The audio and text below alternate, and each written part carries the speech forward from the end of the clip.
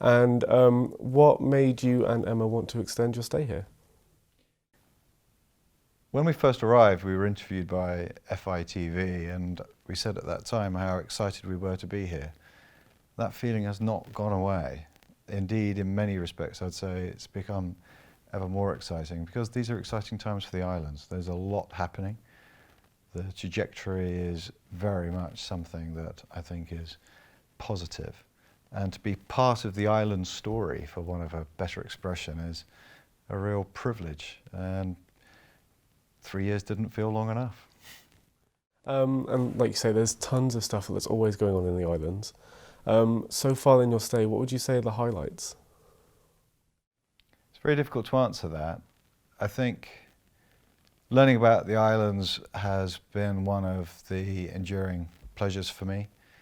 It seems the more you know, the less you actually know. It's part of the journey, really. I'm naturally curious. I like talking to people. I like learning. For us, travelling in camp, West Falkland or East Falkland and some of the islands has been a real pleasure. Learning more about the culture of the islands, why things are the way they are. There are so many aspects to the Falkland Islands, Shackleton's story, the Beagle, Darwin, more obvious issues of course, but as you come further through history, the development of the fishing industry, agriculture and the way it's moving forward, there's just so much. It's a really, really interesting time to be here. So we've enjoyed that. Government House, it's a wonderful home and it's an absolute pleasure for it to be our home for 4 years. But we've also been really keen on opening the house as much as possible. We were discussing earlier just how many things happen here, and that's exactly how it should be. We want to use the house to celebrate the community in all its various dimensions, whether that be receptions, whether that be dinners, whether that be welcoming every single veterans group that comes to the island. They're all very welcome at Government House. And that kind of opening up Government House and taking it with you, is that one of the most important aspects for you as Governor?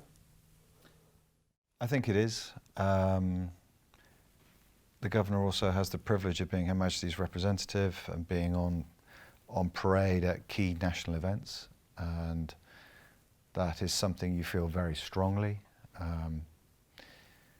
I have to say I feel delighted that there's a connection between the Governor and the Falkland Islands Defence Force, and Derek Clark as my ADC, and occasionally Andy Brownlee when Derek's not available. Is a real close connection, but the FIDF being on parade and that link that's been between the Governor and the Defence Force for decades through some difficult times, it's a real privilege to be part of that.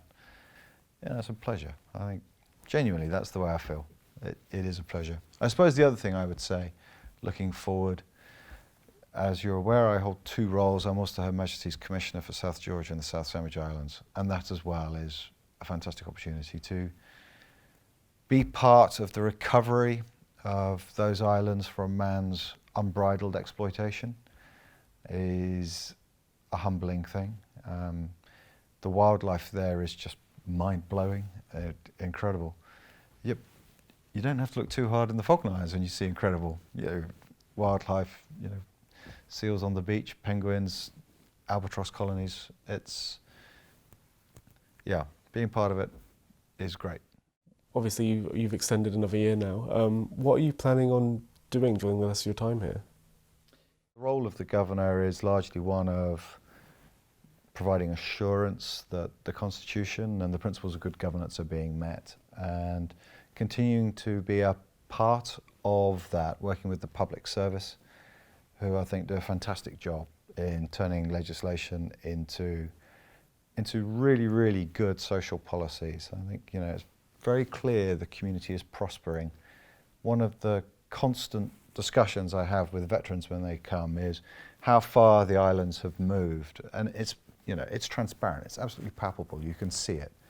And it's the islands themselves that have taken the opportunity, they've seized it with both hands. The public service are the men and women who turn that into effect in terms of public policy. So working with them within the boundaries of the Constitution, not without, not trying to do anything that's not proper, is something I'd like to do more of as we move forward. As I said, there's a lot happening, there's a lot, I think, on the horizon, and it's fantastic. And I suppose the final question is just, obviously you've just extended, but if the opportunity to extend again comes up, can you see yourself taking it? Yes. I don't think it will. There's a whole bunch of rules about how long people are allowed to serve in these positions, but it's very simple. We love it. Genuinely love it. It's there's no side to that. It's a place that we've come and we've just really enjoyed the warmth that we've felt here. When people became aware that we've extended, some of the messages of support we've received are humbling. It really, it's delightful. It really is. So why would you want to leave something when it's great? But let's see how it goes on that one. But if the opportunity presented itself, yes, we would.